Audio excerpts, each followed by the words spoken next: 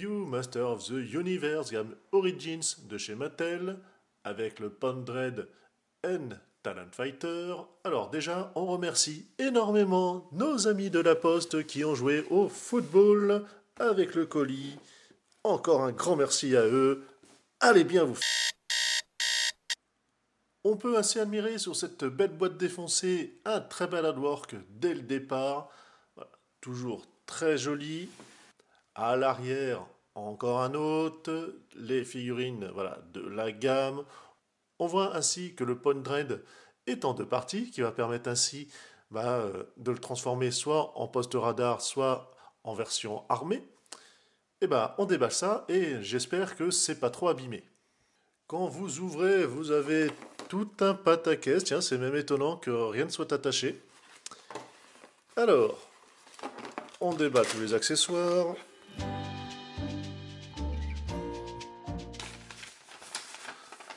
Avec les éléments, mais également comment tout assembler. Le Talon. Alors, est-ce qu'il a pris cher? Et je parle pas de la chanteuse. Apparemment non. Bon, il y avait quand même assez d'espace pour que les pièces puissent bouger, donc c'est quand même ça la bonne chose. On voit les stickers à l'arrière. Contrairement au vintage, on a ainsi une vitre, avec même ici voilà, un petit peu de relief. La partie poste de pilotage. Donc pour toujours pouvoir mettre deux personnages, les stickers, voilà, poste de commande et tout.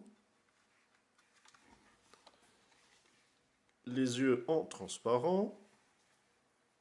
Ici le brush, alors qui est vraiment très léger. Effectivement, j'aurais préféré qu'il aille un petit peu plus loin, parce que là c'est vraiment que sur le dessus. Ça fait un peu trop monochrome. En dessous, vous avez ici le système, voilà, si vous avez d'autres stands de différents véhicules. Et là, pour la poignée. On a les serres. Ça va pas bouger, hein. Système de glissière. Ah oui, alors il y a et le système de glissière, et le gros peg, et le petit. Et voyons. Et bien sûr, sous les serres, ici, voilà, pour pouvoir avoir les pegs qui vont venir ici directement, voilà, enlacer la pièce. Et au moins, voilà, il ne va pas basculer. Alors ça donne pas super confiance quand le plastique il craque complètement quand vous l'insérez. Bon, c'est comme ça. Et au-dessus, soit le radar, soit le canon. Enfin, le double canon. Alors effectivement, double, ça rend tout de suite mieux. Que le radar, ça fait vraiment bizarre, ça fait trop haut. Et surtout, la couleur, il est vraiment flashy, quoi. Clairement, lui, il va être repeint. Hein. Ça tient sans plus, mais au moins, voilà, ça fait quand même son travail. Ainsi, on a la tourelle. Donc, comme je vous disais, vous pouvez lui enclipser dans la poignée et ainsi le tenir et vivre des aventures. On a ici la base. On voit qu'on a la hache en cas de souci, la partie électronique. Donc, au moins, c'est pas du carton. Cette fois-ci, voilà, on a droit à du plastique. La partie haute qu'on va pouvoir clipser. Alors, il y a effectivement tenue ici. Et après, voilà, il y a trois petits pegs de positionnement de centrale. Voilà.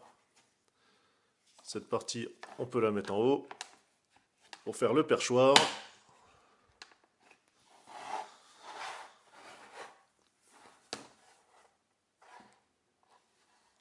Alors, clairement, comme beaucoup l'ont indiqué, le noir ici est beaucoup trop présent, effectivement, par rapport à ce qu'il y a directement sur le Grayskull.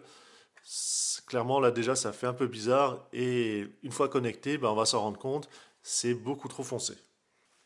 Alors, les points qui fâchent. Donc ici, on voit qu'il est quand même un petit peu haut par rapport au poste. C'est pas grave. Mais bon, ça passe encore. Le gros souci, c'est cela.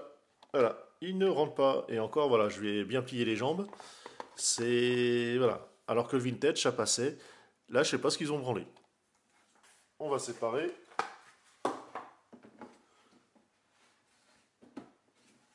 Alors déjà, on n'a pas la même couleur.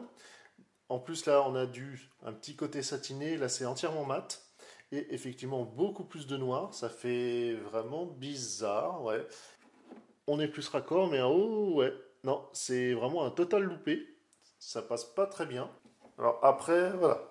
Ça brinque-balle un petit peu. Faut faire attention, hein, parce qu'en fait, il y a juste les attaches devant. C'est... Voilà. Faut pas taper dessus. Mais ça tient quand même en équilibre. Ce que je vais regretter, alors bien sûr le plastique marbré, ça change pas, mais ça va être surtout ce plastique brillant. Bon, c'est des normes qui sont actuelles, la composition du plastique est ainsi, mais c'est vrai que ça fait quand même un petit peu toc, surtout avec ces couleurs-là, voilà, qui sont très flashy, mais il n'empêche que c'est quand même bien sympathique.